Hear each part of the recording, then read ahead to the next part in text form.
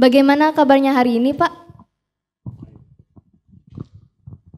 Tes. Ya, Baik. luar biasa. Puji Tuhan. Sebelum kita mulai sesi pemaparan materi, kita bisa sedikit diskusi nih ya Pak, sebagai pengantar aja, sehingga teman-teman bisa sedikit terbuka mengenai apa yang akan dibahas pada acara hari ini.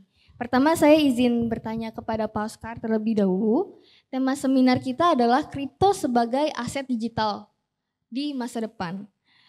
Nah, menurut pandangan Bapak Oscar, bagaimana sih Pak potensi aset digital di masa depan dan masa kini?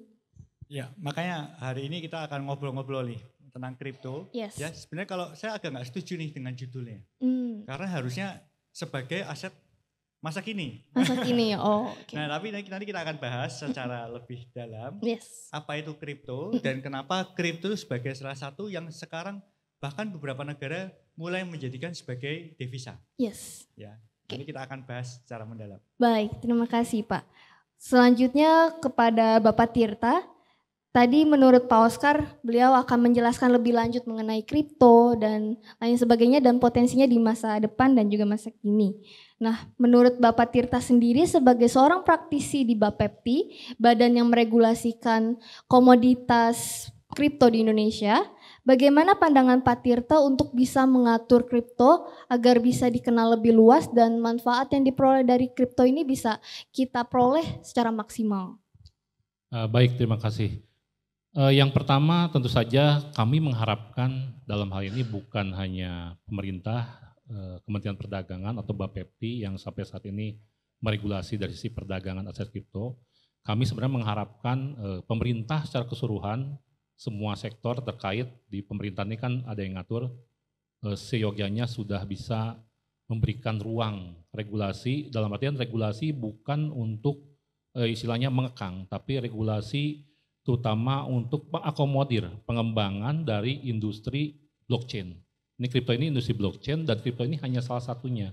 Jadi kalau misalkan nanti ke depan diberikan ruang regulasi untuk mengembangkan industri blockchain, harapannya aset kripto, aset-aset lain di bidang blockchain itu akan lebih berkembang dan menjadi investasi bukan hanya pada saat masa kini, mulai dari masa kini sampai ke masa depan. Seperti itu. Oh, baik. Berarti perlu adanya intervensi dari pemerintah lebih lanjut ya Pak. Terima kasih Pak Tirta dan juga Pak Oscar atas jawaban dari pertanyaan pengantar yang telah saya ajukan. Teman-teman di sini mungkin belum sepenuhnya mengerti mengenai apa itu kripto, lalu juga ya lain sebagainya. Untuk itu sekarang kita akan masuk ke dalam sesi tanya jawab. Dipersilakan bagi para peserta yang ingin bertanya dapat langsung mengangkat tangan, kemudian menyebutkan nama dan prodinya, lalu dilanjutkan dengan pertanyaan yang akan diajukan. Dipersilakan. Halo semua, nama saya Polinovianti, saya dari jurusan manajemen. Saya izin mengajukan pertanyaan kepada Bapak Oscar selaku CEO dari Indodax. Menurut Bapak, bagaimana tanggapan Pak Oscar kepada orang-orang yang masih takut untuk join, terutama join ke Indodax atau terjun ke dalam dunia kripto, dikarenakan adanya oknum-oknum yang melakukan mining. Sebab hal ini menyebabkan orang-orang merasa bahwa ada kemungkinan harga, salah satu contohnya Bitcoin, bisa menjadi turun karena banyaknya pemilik koin. Ataupun karena adanya rasa ketidaknyamanan dan ketidakadilan akibat dari aktivitas-aktivitas oknum tersebut. Ya, Nova Ariandi. Ya, baik. Ini langsung saya jawab ya, Jessica. Boleh, ya. Pak. Baik. Yang pertama, kalau kita bicara takut ya, biasa itu rasa takut itu karena ketidaktahuan. Ya. Kita takut sesuatu itu karena kita tidak tahu sesuatu. Jadi kalau memang takut mencoba sesuatu, ya kita harus berani mencari tahu dulu. Kita harus berani untuk belajar. Ya, makanya di Indodax kita punya banyak edukasi. Ya, bisa diakses di @Indodax yang pakai Instagram atau @OscarDarmawan. Ya, dicoba dipelajari, dikenal. Kalau nggak kenal, maka nggak sayang, gitu kan? Nah, setelah ketahui, setelah tahu, ya, barulah pada saat itu kita bisa mencoba. Bisa dengan cara misalnya mencoba membuat account di Indodax dulu. Nggak harus investasi dulu. Coba dulu buat account, belajar dulu. Pada saat Anda sudah yakin, Anda benar-benar paham, sudah mulai sayang, barulah kemudian coba investasi. Ya. Nggak harus mulai dari yang besar. Mulai dari seongkos kopi dulu. Ya. Nggak harus kopi 80.000. Bisa kopi 10.000 rupiah dulu. Ya. Mulai dari angka yang kecil. Mulai dari sesuatu yang belajar. Dari situlah nanti pelan-pelan baru akan mengetahui. Tapi pada saat Anda nggak berani melangkah pertama kali, tidak ada orang yang bisa membantu Anda melangkah pertama kali. Karena rasa takut itu ada dalam diri kita. Dan tidak ada yang bisa mengubahnya kecuali Anda sendiri. Ya, makasih. Selanjutnya ke penanya berikutnya. Ya, baik, selamat pagi Pak. Sebelumnya perkenalkan, nama saya Kaivindo Immanuel Barus, saya dari Prodi Manajemen. Nah, sebelumnya pertanyaan yang saya tanyakan ini sudah dipertanyakan oleh saudara Volin. Nah, cuman saya ingin tahu, jadi dulunya sebenarnya saya udah lama download kayak Indodax, Binance. Nah, tapi sampai sekarang rasa ragu untuk deposit ke mata uang online ini masih ada, Pak. Nah, cara atau tips dari Bapak sendiri bagaimana agar kita kalangan anak muda bisa lebih percaya untuk berani deposit ke mata uang online. Karena jujur modal itu kan sebagai kita kalangan mahasiswa cukup bisa dibilang terbatas karena kita belum ada penghasilan. Nah, caranya kita biar bisa percaya dan juga berani untuk deposit ke mata uang online sekarang gimana tuh, Pak? Ya, sorry, namanya siapa? Kaivindo, Pak. Kaivindo. Ya. Caranya gimana? Makanya kalau kita ditanya caranya gimana, kalau kita sudah belajar, kan berikutnya adalah mencoba, benar ya? Sudah buat account tapi kita coba takut untuk deposit. Nah, makanya tadi saya beri kesempatan buat yang berani tanya, maju ke depan. Karena nanti siapapun yang tanya di sini akan dapat hadiah dari Indodax, ya. Voucher Indodax 100.000 rupiah.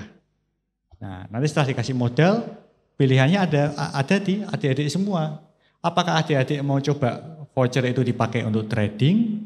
Siapa tahu 100.000 jadi 1 juta rupiah. Atau 100.000 rupiah ditarik menjadi 2 gelas kopi Starbucks. Ya. Kan itu sudah pilihan. Ya. Hidup itu tentang memilih. Kita mau belok kiri atau kita belok kanan. Gak ada yang tahu mana arah yang betul. Tapi kalau kita nggak mencoba, nggak akan pernah Anda mencapai sasaran. Kalau Anda bermimpi punya Lamborghini, Anda harus berani untuk membeli mobil Brio. Ya kan? Kalau untuk mencapai mobil Brio aja Anda nggak berani, gimana Anda bermimpi untuk lebih besar? Ya, memang nggak bisa dibantah. Sebagai mahasiswa, kadang-kadang uang 100.000 itu besar. Tapi kita harus ingat, tanpa 100.000 kita nggak akan kenapa-napa. Ya, memang kadang-kadang mepet. Namanya uang makan itu kan mepet ya, 100.000 bisa buat 3 kali makan. Ya. Kalau ketemu tempat yang murah bisa buat 5 kali makan. Ya. Tapi kita harus ingat, biarpun kita jadi mahasiswa, bukan berarti kita nggak bisa menabung 100.000 rupiah untuk mencoba sesuatu yang baru. Ya. Hidup itu tentang berani mencoba. Kalau misalnya ternyata 100.000 rupiah itu meleset, jadi cuma 50.000, Anda cuma akan rugi 50.000. Tapi 100.000 rupiah kalau menjadi sesuatu, itu akan mengubah hidup Anda. Ya. Sekali lagi saya di sini bukan untuk memaksa Anda, saya di sini bukan untuk menyuruh Anda mencoba.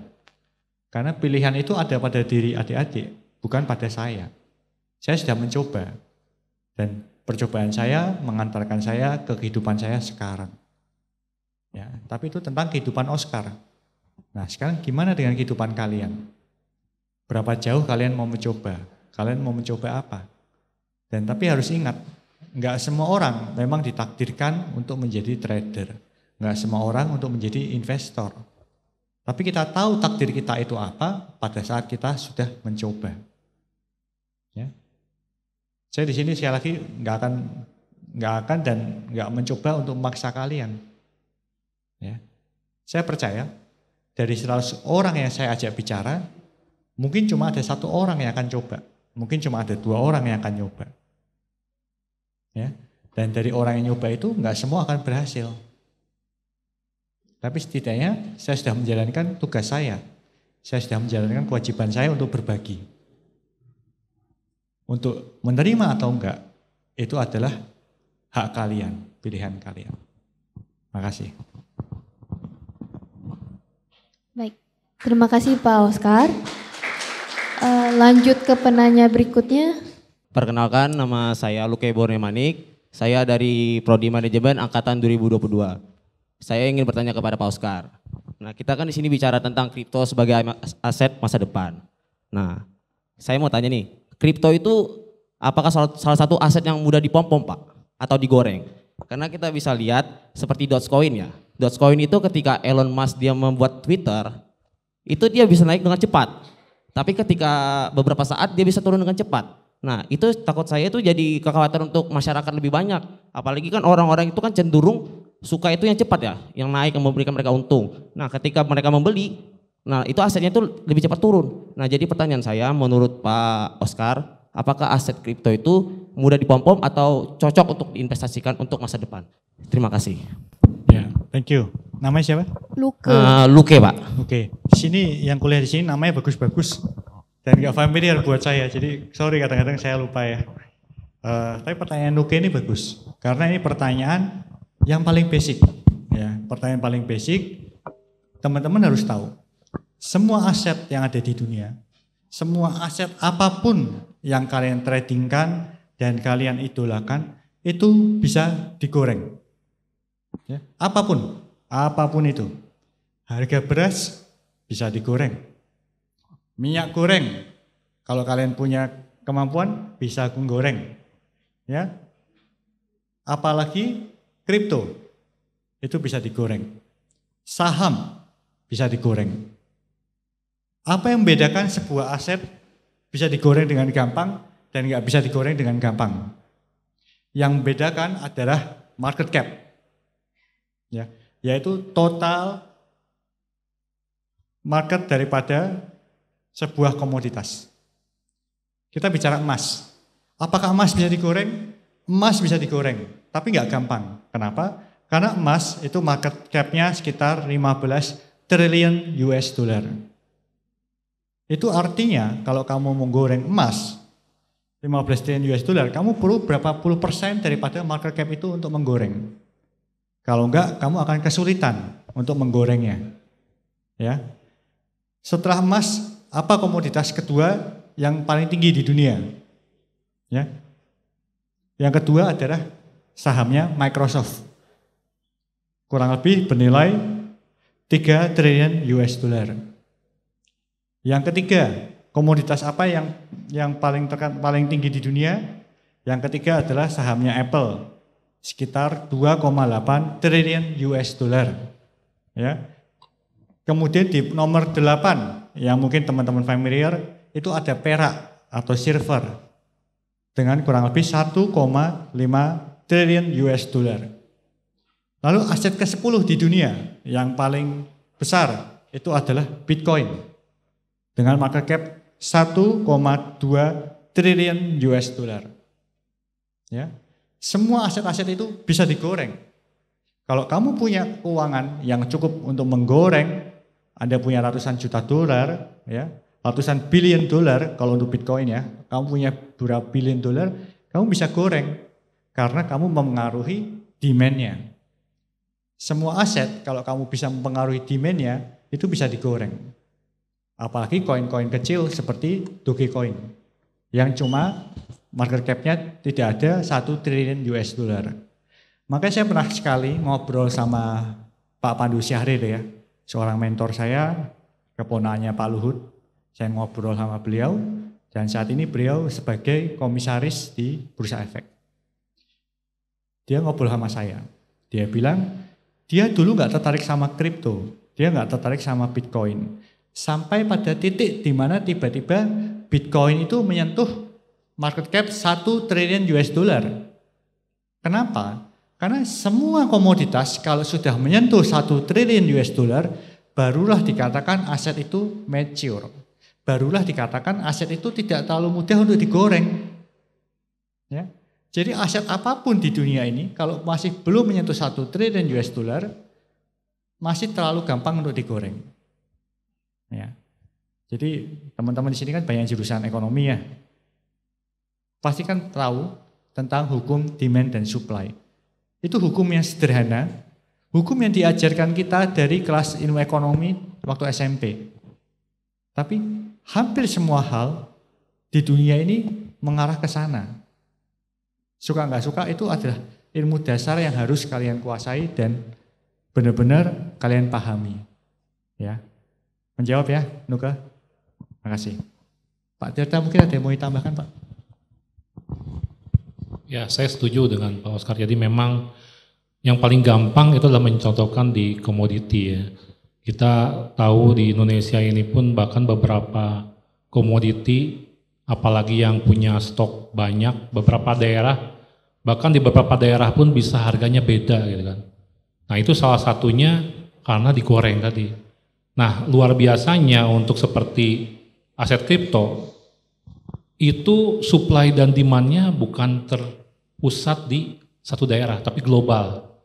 Jadi kalau ditanya tadi untuk digoreng, harusnya relatif lebih sulit untuk menggoreng karena harus yang digoreng adalah sifatnya di dunia global. Dan jadi kita kalau misalkan mau mengganggu pasar, itu harus jumlahnya mengganggu seluruh dunia. Nah tapi kecuali tadi aset-aset yang memang market cap kecil. Jadi kita memang kalau jumlahnya tidak terbesar masih bisa mengganggu. Nah jadi harus dipastikan teman-teman di sini makanya pastikan untuk melihat dulu dan mencari literasi. Jangan sampai nanti FOMO, do your own research. Pastikan kalau misalkan ada komunitas yang bisa diikuti terkait kripto, pastikan yang terpercaya sehingga nanti bisa belajar dengan baik. Terutama tadi mengikuti dulu demo-demo yang sudah ada di Indodax, jadi nanti ketika investasi sudah bisa dimulai dengan angka yang tidak terlalu besar nominalnya seperti itu. Terima kasih. Baik, terima kasih Pak. Selanjutnya penanya berikutnya. Nama saya Rohit Baru, saya izin bertanya kepada kedua narasumber yang terhormat. Izin koreksi kalau saya ada salah, setahu saya Bitcoin itu di Indonesia kan belum dilegalkan. Namun ada beberapa negara tetangga yang sudah melegalkan Bitcoin sebagai alat tukar atau alat bayar. Menurut Pak Tirta dan Pak Oskar yang sudah ahli di bidangnya, apakah prospek ke depannya Indonesia akan melegalkan Bitcoin atau gimana? Terima kasih. Ya, Iqbal. Menurut Iqbal, US dollar legal ya? Legal. US dollar dan Singapura dollar, Hong Kong dollar itu legal atau tidak? Legal. Legal. Iya. Legal sebagai mata uang, legal sebagai komoditas, betul? Nah, tapi Iqbal harus tahu US dollar, Singapura dollar, dan Hong Kong dollar itu ilegal di Indonesia untuk menjadi alat tukar. Kenapa? Karena di Indonesia itu ada undang-undang rupiah, undang-undang mata uang yang menyatakan mata uang yang sah dan berlaku di Indonesia itu hanya rupiah. Ya. Tapi mata uang yang lain, komoditas yang lain itu legal pengakuannya sebagai komoditas. US dollar diakui sebagai komoditas US dollar. Singapura dollar demikian.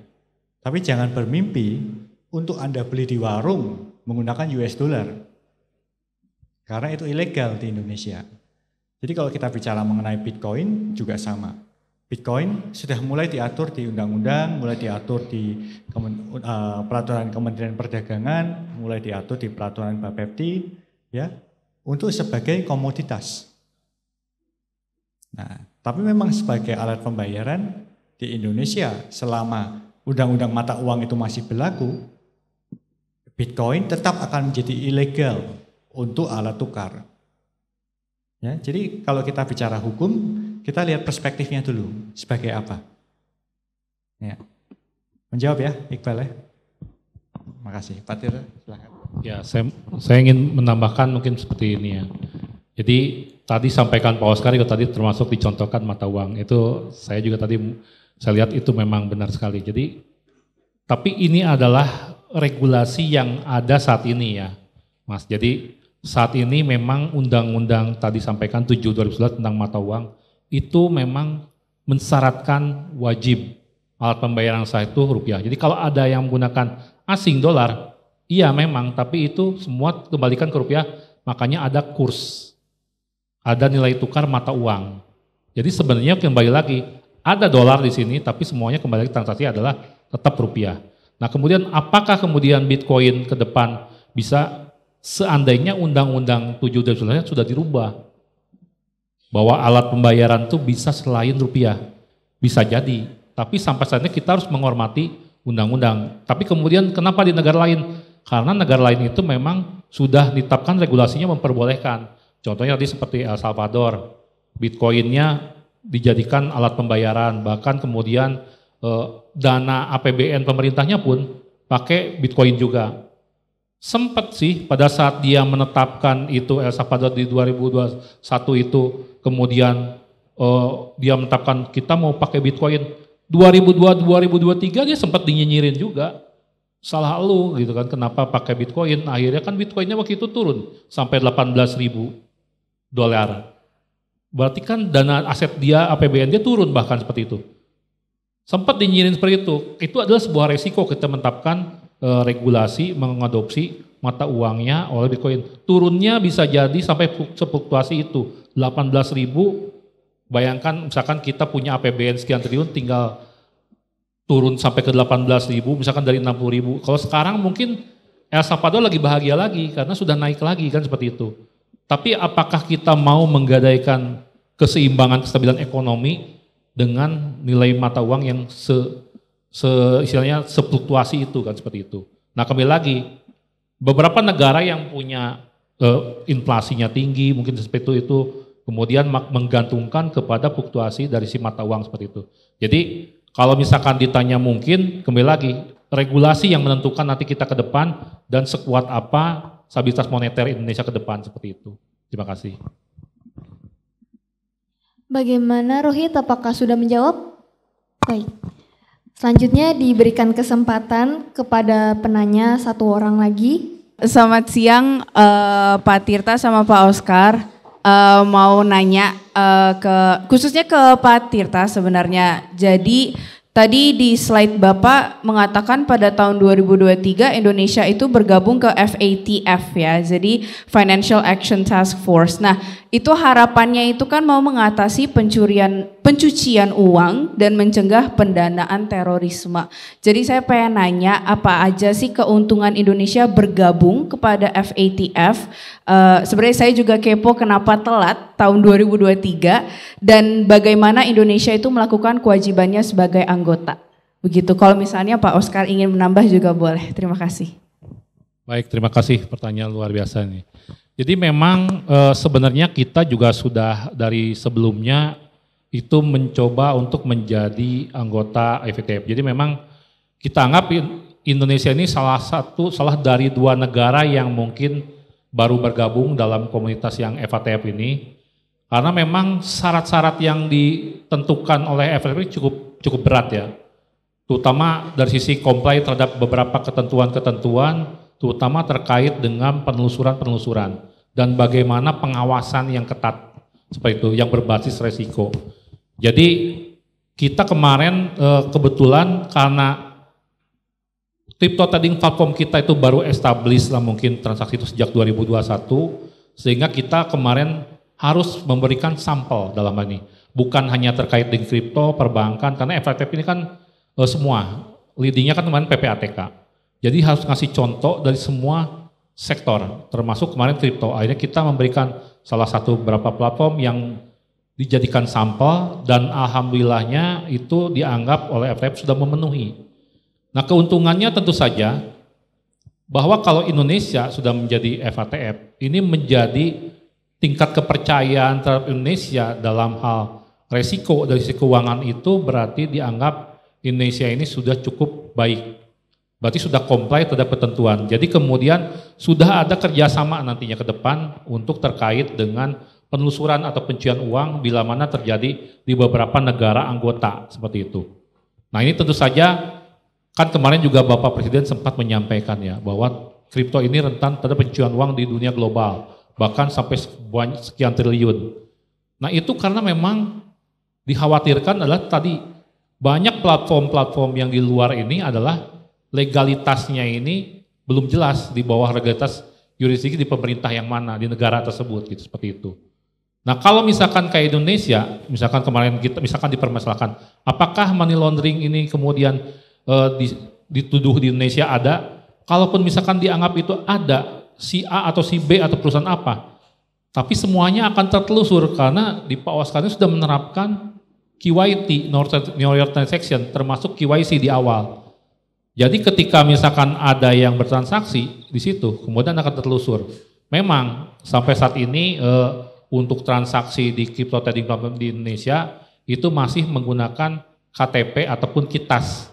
Karena memang kita masih menganggap untuk membatasi.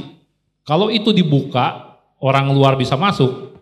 Nah itu khawatirnya adalah kejadian-kejadian seperti money laundering itu. Walaupun dengan adanya tadi anggota FATF, kita juga bisa koordinasi dengan luar dengan negara-negara lain anggota supaya lebih mudah dalam hal penelusuran transaksi ya seperti itu. Terima kasih. Ya, saya cuma menambahkan sedikit aja ya. Ya, memang nggak bisa dibantah kalau Indonesia bergabung ke FATF itu akan banyak membuat hal-hal menjadi lebih ketat. Jadi seperti di Indodax, kita jadi lebih ketat dalam memeriksa transaksi, kita harus meng-KYC customer, ya. Makanya banyak member-member baru yang baru daftar di Indodax kadang-kadang merasa, ngapain sih Indodax nanyain KTP, ngapain sih nanyain data ini, data itu, ya karena memang nggak bisa dibantah. Sesuatu yang ketat diatur itu tingkat kenyamanannya turun. Tapi itu adalah kewajiban setiap platform yang bergerak di keuangan untuk melakukan itu, ya. Karena secara makronya pengaturan anti money laundering itu akan bagus untuk ekonomi Indonesia. Karena memancing investasi dari luar itu masuk ke Indonesia. Ya, dengan investasi asing masuk ke Indonesia, likuiditas perputaran uang di Indonesia akan meningkat dan pada akhirnya kesejahteraan kita semua akan meningkat. Ya, makanya suka nggak suka kita di Indodax juga harus mengikuti aturan yang ada. Ya, jadi buat teman-teman yang nanti yang mau coba daftar Indodax, jangan heran kalau di Indodax minta data, minta foto Anda, lain sebagainya, karena itu kewajiban yang harus kita ikuti sesuai dengan aturan pemerintah. Terima kasih. Baik, bagaimana Siska? Apakah sudah menjelas? Oke. Karena sesi tanya jawab waktunya tinggal sedikit, untuk itu apakah masih ada yang ingin bertanya? Kalau misalkan masih, silakan langsung mengajukan pertanyaannya ya. Kemudian nanti Pak Oscar dan juga Pak Tirta bisa menjawab secara garis besar mewakili semua pertanyaan teman-teman. Silakan. Baik, perkenalkan nama saya Immanuel. Saya mau bertanya, kalau di saham, untuk mengetahui saham itu bagus atau berkualitas dilihat dari laporan keuangan setiap tahunnya. Nah, namun kalau dalam kripto, cara apa yang dianalisis untuk mengetahui koin tersebut bagus atau enggak? Terima kasih. Perkenalkan, nama saya Edo. Di sini saya mau bertanya ke Pak Oscar. Pertanyaannya simpel aja. Kita tahu kan Bitcoin ini ada stoknya ya. Saya tahu stoknya ini ada 21 juta Bitcoin. Nah, ketika Bitcoin ini sudah terjual semua atau udah ditambang semua gitu, apakah harga Bitcoin ini melonjak tinggi atau menurun? Terima kasih. Baik, selamat siang untuk Bapak. Perkenalkan, nama saya Albertus. Saya ingin bertanya terkait tentang Bullrun. Kan belakangan ini di bagian kripto kan telah selesai proses halving. Lalu adalah terdengar kata istilah Bullrun. Jadi untuk ini apakah Bullrun ini akan menghasilkan dampak yang negatif atau positif terhadap perkembangan market? Dan bagaimana ketika kita mau masuk market, apakah bagus untuk memasuki market dalam keadaan Bullrun ini? Terima kasih. Oke, sepertinya cukup itu saja ya penanyanya. Jadi yang pertama, apa saja yang perlu dianalisis untuk melihat kripto itu bagus apa tidak? Lalu yang kedua, apakah nilai kripto akan melonjak tinggi bila sudah terjual? Dan tadi pertanyaan yang terakhir.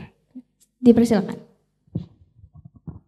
Ya, jadi kalau ditanya tadi ya, yang pertama kalau kita bicara mengenai kripto, bagaimana cara menganalisa kripto itu bagus atau enggak bagus? Ya, jadi apapun komoditas yang ada di dunia, prinsipnya sama kok. Analisa dilakukan lewat dua hal, fundamental atau technical. Kalau technical itu artinya Anda baca grafik, lalu berharap grafik yang Anda baca secara technical itu memberikan gambaran kira-kira perkembangan harga berikutnya gimana.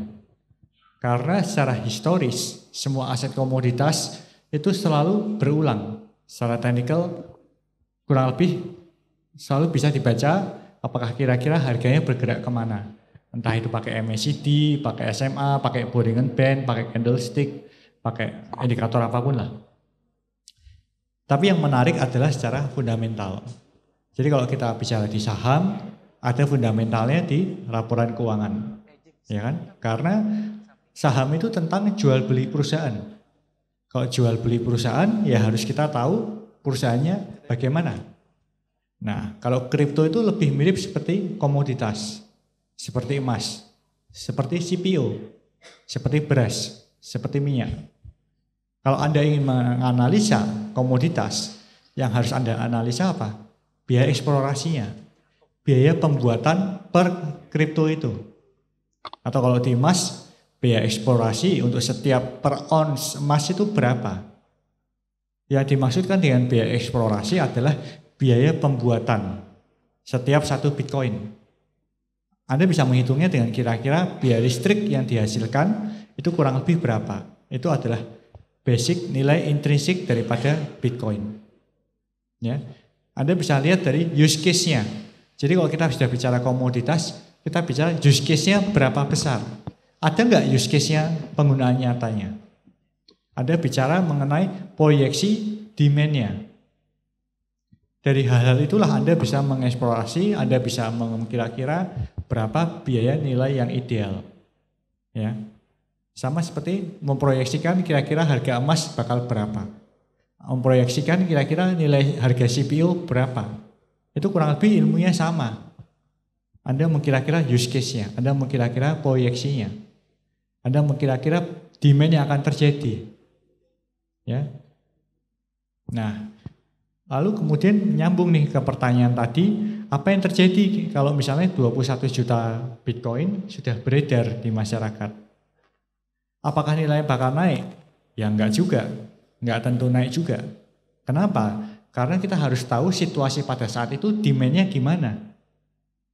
Karena yang menentukan harga itu bukan semata-mata supply. Bisa kok barang terbatas, tapi kalau nggak ada demand-nya ya nggak akan ada harganya. Ya, Anda bisa membuat sesuatu yang terbatas, tapi yang menentukan harga itu sekali lagi bukan keterbatasannya itu, tapi demand atas barang tersebut. Misalnya, contohnya, Anda seorang pelukis, Anda buat lukisan cuma 3 buah.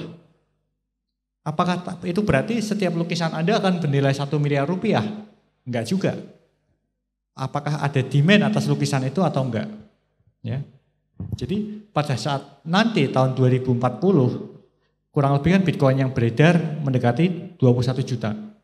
Pada saat itu kira-kira demand-nya berapa besar? Nah, pada saat itulah kita bisa menjawab kira-kira bagaimana harga daripada kripto itu. Ya. Terus pertanyaan yang ketiga tadi menanyakan tentang bank run. Ya. Nah, situasi ekonomi saat ini memang sangat nggak stabil, ya nggak bisa dibantah. Situasi ekonomi saat ini nggak stabil. Tapi justru situasi ekonomi yang nggak stabil itu membutuhkan sebuah aset, safe haven aset. Ya.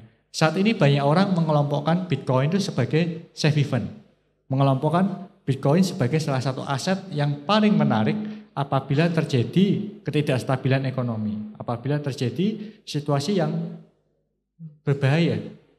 Ya, ini bukan perkataan saya sendiri ya, ini perkataan dari CEO-nya BlackRock, ya juga mengatakan demikian. Makanya kita bisa melihat pada saat situasi ekonomi gak stabil seperti sekarang ini, aset-aset safe haven itu sangat menarik untuk diinvestasikan. Contohnya emas. Emas itu juga saat ini naik drastis. Buat teman-teman yang suka beli perhiasan, buat teman-teman yang suka beli emas, bisa ngelihat dalam setahun belakangan emas itu naik dari Rp900.000 naik sekarang ke 1,3 juta rupiah per 1 gram. Ya. Kenapa? Karena ekonomi lagi nggak stabil. Bitcoin juga sama. Bitcoin naik sekarang ini bukan semata-mata karena halving aja. Tapi karena saat ini banyak pihak beli lewat ETF untuk jaga-jaga kalau saat ekonomi goyang. Karena dalam sejarah manusia 100 tahun terakhir, ini pertama kalinya US dollar ditantang. Pertama kalinya US dollar itu ditantang apakah masih cocok sebagai mata uang dunia. Makanya para ahli ekonomi, para ekonom, para orang-orang investor, mereka semua mencoba mencari aset untuk hedging. Jangan sampai pada saat nanti US dollar ternyata gagal mempertahankan kemampuannya sebagai mata uang dunia, aset mereka turun dengan drastis. Makanya mereka mencari safe haven aset. Ya, salah satunya ya Bitcoin yang saat ini banyak mulai dibeli lewat ETF-nya. Ya. Tapi apakah harganya akan terus naik? Kita semua sama-sama nggak tahu karena itu tergantung dari demand-nya. Tapi hingga sekarang yang kita tahu selama dari tahun 2009 sampai tahun 2024 harga Bitcoin itu bergerak terus naik. Tapi saya nggak tahu apa yang terjadi dalam 10 tahun ke depan. Ya. Apakah Bitcoin akan berhasil menembus 2 miliar rupiah? Saya juga nggak tahu. Tapi buat saya pribadi, saya termasuk orang yang melakukan hedging dengan Bitcoin. Ya, saya cukup banyak aset dalam bentuk Bitcoin dan so far aset itu nggak pernah mengecewakan. Ya, terima kasih. Ya.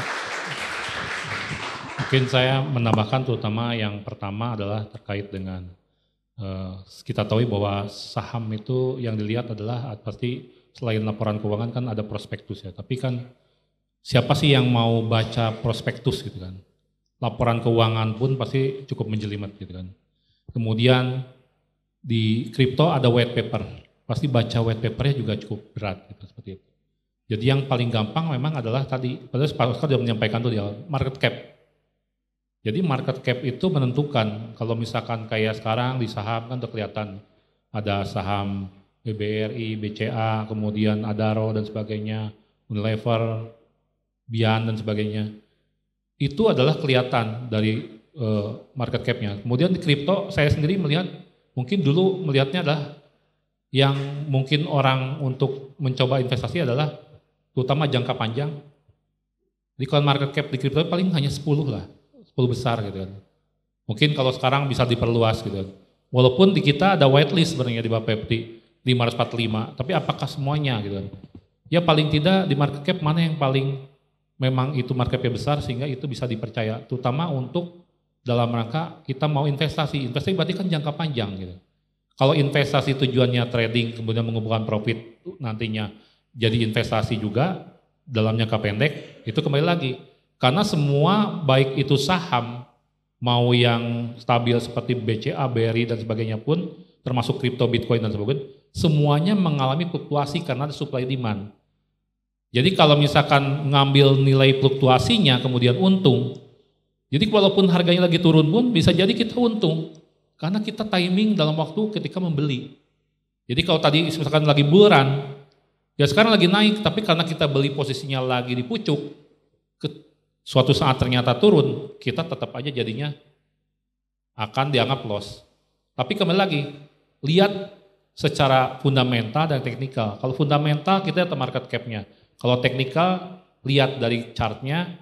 Kalau misalkan ternyata dari si chart itu grafiknya, trennya itu adalah dari setiap tahun dia akan naik terus, walaupun terjadi fluktuasi di dalamnya, maka itu berarti untuk jangka panjang itu adalah bagus.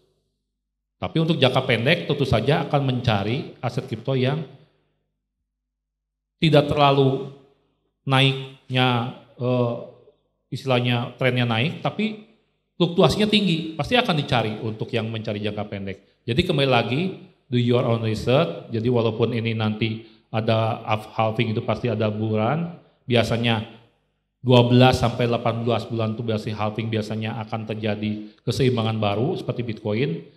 Kemarin 2020 halving, 2021 all time high, bahkan sekarang all time high-nya malah duluan, tapi kita tahu tuh nih, nanti 12-18 lagi apakah all time high baru seperti itu, karena juga nanti naik turun itu juga dipengaruhi oleh kondisi ekonomi global. Jadi kalau kemarin walaupun harga Bitcoin lagi naik, tapi kemudian nanti ada dari Fed US mengeluarkan kebijakan suku bunga dan sebagainya, itu juga sangat berpengaruh. Jadi mari kita sama-sama juga mempelajari dengan baik dan secara bijak. Terima kasih. Terima kasih kepada Pak Oskar dan juga Pak Tirta. Baik, sebelum kita menutup sesi diskusi hari ini, ada baiknya kita mendengarkan closing statement dari kedua narasumber kita pada hari ini. Untuk itu saya persilakan kepada Pak Tirta dan juga Pak Oskar dapat menyampaikan closing statementnya kepada para peserta secara singkat. Persilakan. Baik, jadi sekali lagi teman-teman, adik-adik, ya, keputusan itu ada di kalian. Ya, dunia ini lagi berubah. Kalau biasanya orang bilang, oh gak usah takut, beli aja US dollar, beli aja saham BCA, itu aset kita akan tumbuh terus. Beli aja properti, aset kalian akan tumbuh terus. Tapi saat ini adalah saat yang berbeda dengan tahun-tahun sebelumnya. Saat dimana dekade ini berbeda dengan tahun-tahun sebelumnya. Kalau dulu US dollar selalu stabil banget. Tiba-tiba sekarang kita dihadapkan dengan era mulai adanya BRICS. Kita dihadapkan dengan era harga properti di Indonesia itu naiknya mulai stagnan. Bahkan harga properti di Jakarta itu mulai turun. Ya. Ini adalah era yang berbeda. Untuk orang-orang, untuk teman-teman di sini yang suka berpetualang, ini adalah eranya kalian. Kalianlah yang menentukan kesuksesan kalian sendiri, kalian menentukan kemana kira-kira aset yang akan bawa kalian ke level yang lebih tinggi lagi. Nggak ada yang tahu apa yang terjadi 10 tahun lagi, karena ini adalah era yang berbeda dibandingkan tahun sebelumnya. Ya. Dunia finansial memang teratur, tapi dunia finansial kali ini berbeda dengan dekade-dekade sebelumnya. Kita bisa melihat anak-anak muda zaman sekarang beda dengan zaman dulu. Zaman saya sendiri pun orang mulai kelihatan sukses, ada yang umur 30-40 sudah mulai kelihatan sukses. Tapi sekarang, era sekarang, ada anak-anak yang baru lulus kuliah sudah menjadi miliarder. Zaman sekarang ini ada yang masih kuliah, penghasilannya miliaran rupiah. Karena kalian punya sesuatu yang nggak dipunyai generasi saya, di generasi Pak Tirta. Kalian punya informasi yang lebih luas, yang bisa kalian dapatkan jauh lebih cepat dibandingkan generasi sebelum kalian. Kalian punya kesempatan yang jauh lebih besar, dan kalian punya energi yang jauh lebih besar dibandingkan saya yang sudah mulai umur 40 ini. Sekali lagi ini adalah era kalian, tentukan langkah kalian, jangan takut salah mengambil keputusan, karena keputusan apapun yang salah kalian lakukan di umur kalian sekarang ini, itu akan bisa dengan cepat kalian sembuhkan, karena kalian punya energi yang jauh lebih besar. Ya, jangan takut dan harus berani mencoba.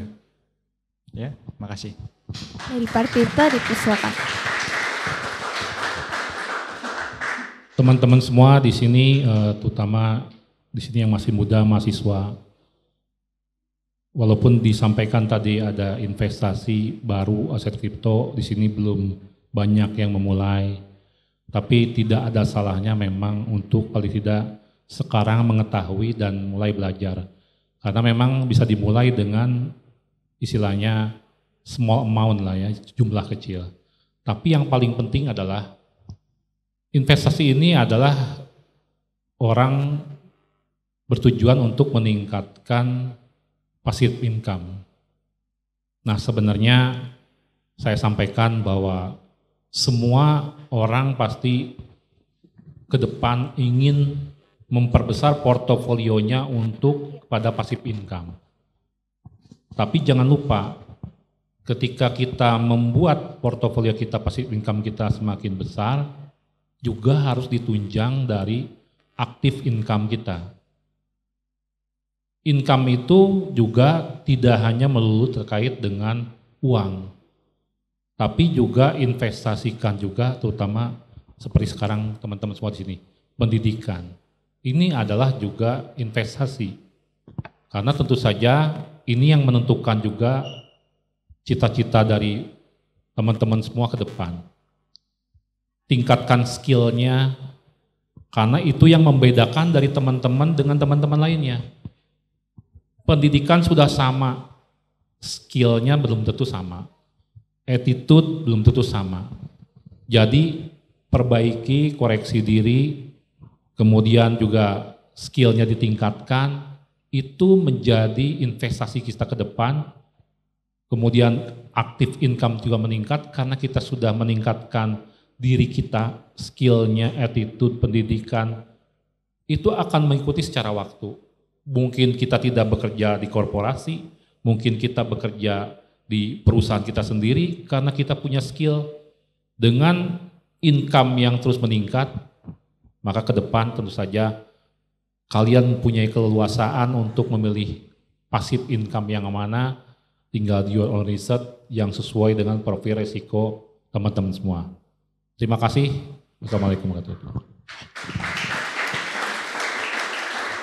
Demikianlah sesi diskusi kita pada acara hari ini. Terima kasih kepada Bapak Oskar Darmawan dan juga Bapak Tirta Karma Senjaya atas pemaparan materi yang sangat menarik dan juga ketersediaannya dalam menjawab pertanyaan dari para hadirin sekalian. Semoga acara hari ini bermanfaat bagi para hadirin. Akhir kata, saya Jessica Juliana sebagai moderator pamit undur diri dan acara saya kembalikan kepada MC. Terima kasih.